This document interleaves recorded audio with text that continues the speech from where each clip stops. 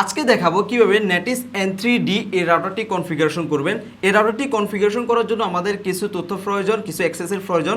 এই অ্যাক্সেসগুলো আমরা রাউটারের পিছনে দেখতে পারবো। এখানে দেখেন রাউটারের ইউজার নেম এবং কি পাসওয়ার্ডটা লেখা আছে। আমাদেরকে প্রথমে এই রাউটারটি কানেক্ট করতে হবে। তো আমরা এখন এই রাউটারটি ইন্টারনেটের সাথে কানেক্ট করি। ওকে, আমরা রাউটারটি কানেক্ট করে ফেলছি। এখন আমরা প্রথমে আমাদের ওয়াইফাইটা কানেক্ট করতে হবে।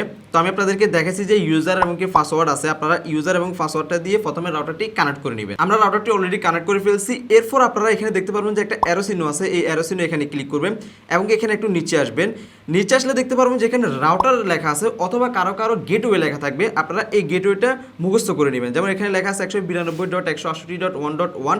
এখন আপনারা যে কোনো ব্রাউজারে চলে যাবেন, তারপর সার্চ বক্সে গেটওয়েটা লিখবেন। তো আমরা গেটওয়েটা লিখে ফেললাম। তারপর সরাসরি আপনাদেরকে নেটিসের অ্যাডমিন প্যানেলে নিয়ে যাবে। এখন আপনারা এখান থেকে স্টার্ট এখানে ক্লিক করবেন।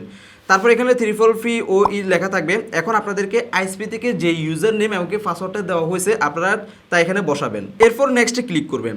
এখন আপনার ওয়াইফাইয়ের নাম এবং কি ওয়াইফাইয়ের একটি পাসওয়ার্ড দিতে হবে। তো আমরা নামটা যেভাবে সেভাবে থাক, তারপর একটা আমরা পাসওয়ার্ড দিয়ে দিই। পাসওয়ার্ড দেওয়া হয়ে গেলে এখান থেকে একটু নিচে আসবেন। তারপর দেখতে পারবেন যে এখানে এগ্রি করতে হবে এবং এখানে সেভ এখানে ক্লিক করবেন। তারপর কিছুক্ষণের মধ্যে দেখতে পারবেন যে আপনার মোবাইল থেকে ওয়াইফাইটা কানেক্ট লস হয়ে গেছে। আপনাদেরকে আবারও ওয়াইফাইটা কানেক্ট করতে হবে, যেহেতু আপনারা নাম এবং কি পাসওয়ার্ড চেঞ্জ করে ফেলছেন, যার জন্য এটা এখান থেকে কিন্তু চেঞ্জ হয়ে গেছে। তো আমরা ওয়াইফাইটি আবার কানেক্ট করে ফেলছি। এরপর আমরা আবার ব্যাকে আসবো এবং কি এখানে আমরা আবারও নতুন করে গেটওয়েতে ঢুকবো। তো আমরা আবার নতুন করে গেটওয়েতে প্রবেশ করলাম। এখন আমাদেরকে এখানে একটা পাসওয়ার্ড দিতে হবে। এখানে পাসওয়ার্ডটা দিবেন হচ্ছে যে আপনারা ওয়াইফাই যে পাসওয়ার্ডটা দিয়েছেন সেম পাসওয়ার্ডটা এখানে দিবেন। এরপর ওকেতে ক্লিক করবেন। তারপর দেখতে পারবেন যে আপনার রাউটারটা সাকসেসফুলভাবে কনফিগারেশন হয়ে গেছে বা সেটআপ হয়ে গেছে। নেটিসের এই রাউটারে কিছু সুবিধা আছে। সেই সুবিধা হচ্ছে যে আপনি চাইলে যে কাউকে আপনি ব্লক করতে পারবেন এবং কি যে কারো ফোনের স্পিড লিমিট করে দিতে পারবেন। এই জন্য নেটওয়ার্কিং ডিভাইস দেখতে পারবেন। এই নেটওয়ার্কিং ডিভাইস এখানে ক্লিক করবেন এবং কি এখানে যারা যারা কানেক্ট থাকবে সকল লিস্ট এখানে দেখতে পারবেন।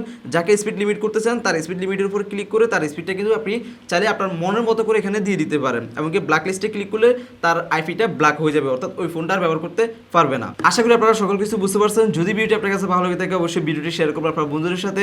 কি ধরনের ভিডিও চান অবশ্যই আপনারা আমাদেরকে কমেন্ট করে জানাবেন। ধন্যবাদ সবাইকে। আসসালামু আলাইকুম।